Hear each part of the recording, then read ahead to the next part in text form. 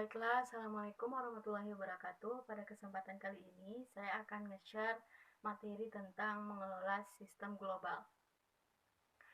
Yang pertama, kita akan membahas tentang pertumbuhan daripada sistem informasi, yaitu dengan cara mengembangkan arsitektur sistem informasi internasional.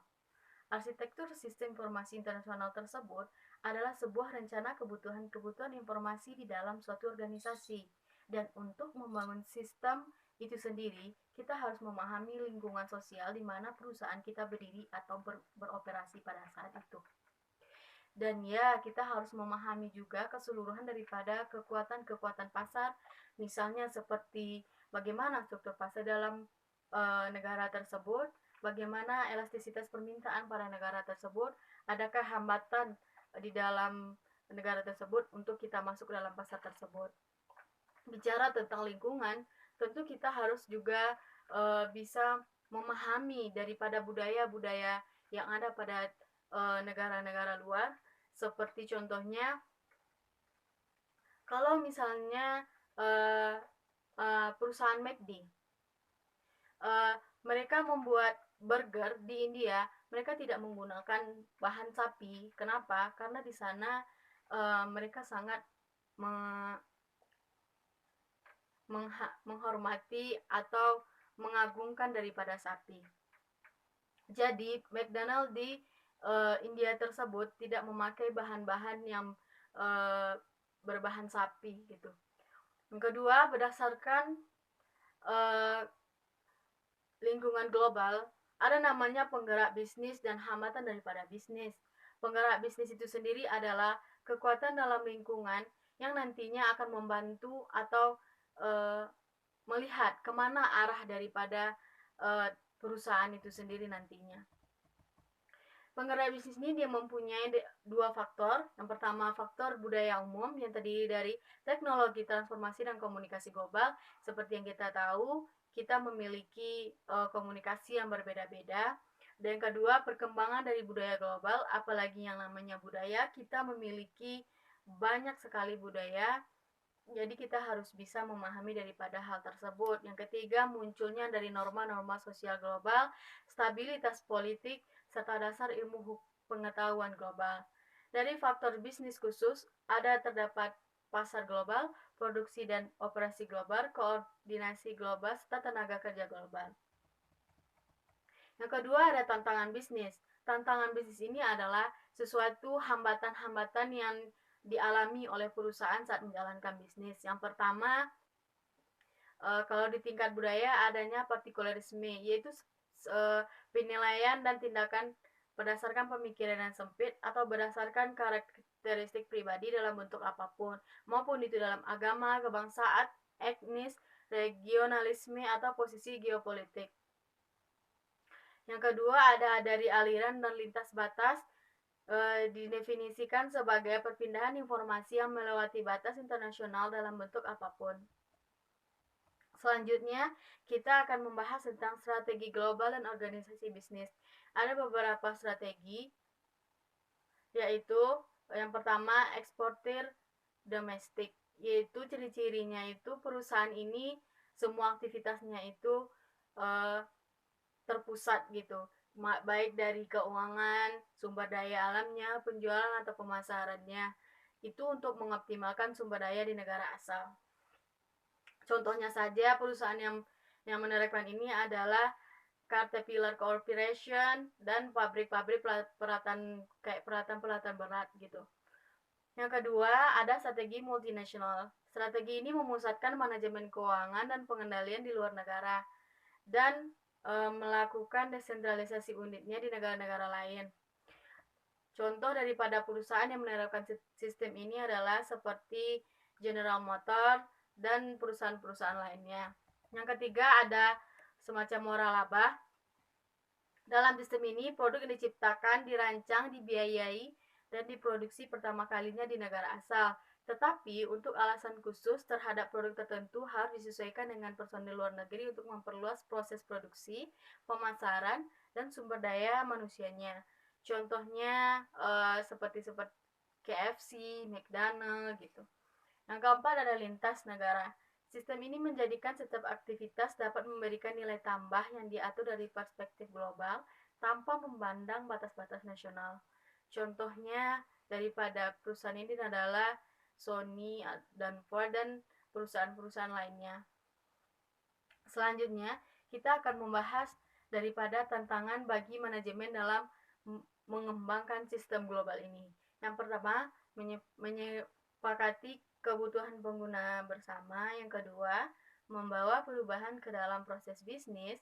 Yang ketiga, mengkoordinasikan pengembangan aplikasi. Yang keempat, mengkoordinasikan peluncuran peranti lunak. Kalau menurut di peranti lunak ini, setiap perusahaan mereka mempunyai kebutuhan peranti lunak yang sangat berbeda-beda. Yang kelima, mendorong pengguna lokal untuk mendukung sistem global. Ini yang sangat sulit terjadi karena seperti yang sudah kita lihat, orang-orang dia enggan untuk berubah ke sistem global. Mereka tetap selalu di habitat mereka gitu. Baiklah, hanya itu yang bisa saya sampaikan. Kalau ada kekurangan saya minta maaf. Assalamualaikum warahmatullahi wabarakatuh.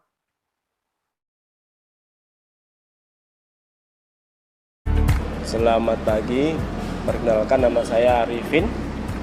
Saya Store Manager dari KFC Cabang Jember.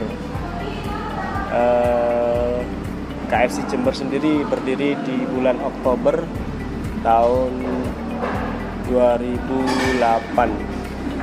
Sudah hampir 10 tahun di sini. KFC sendiri adalah merek franchise waralaba dari Yum brand internasional yang berpusat di Louisville, Kentucky, Amerika Serikat. Jadi KFC masuk ke Indonesia melalui Gelail Group dengan bendera PT Fast Food Indonesia di bursa saham dengan bendera PT FFI. Di Indonesia sendiri KFC sudah buka cabang sekitar 556 cabang seluruh Indonesia. Dengan di Jember sendiri ada 2 cabang di Jalan Gajah Mada dan di Roxy.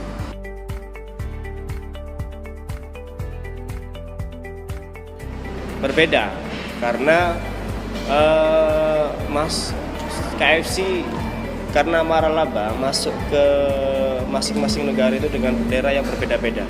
Untuk di Indonesia masuk di PT Fast Food Indonesia. Di Malaysia beda lagi. Di Singapura juga beda lagi.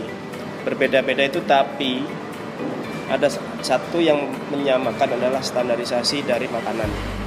Untuk jenis makanannya bisa diserahkan ke masing-masing pemegang waralaba untuk mengembangkan. Jadi contohnya di KFC Indonesia itu ada nasi, berbeda dengan di Amerika nggak ada nasi, diganti kentang. Terus peraturannya diserahkan di masing-masing pemegang lisensi, seperti itu.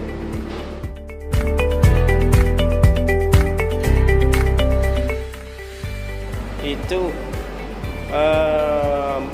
mereka berlomba-lomba menyajikan menu yang identik itu khas.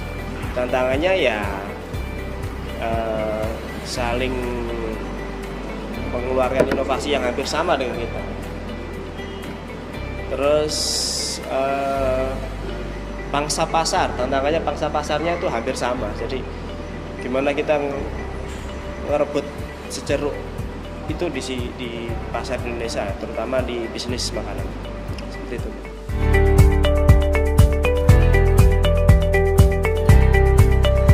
Kita yang pasti menjaga kualitas tanpa mengesampingkan dari servis. Jadi kualitas makanan kita jaga, jadi jangan sampai turun. Dan itu hampir semuanya distandarisasi. Artinya KFC Jember dengan di KFC Jakarta itu rasanya hampir sama. Kemudian inovasi, pasti inovasinya kita Jadi KFC terkenal dengan selalu berinovasi, jadi menciptakan produk-produk baru, menu-menu baru.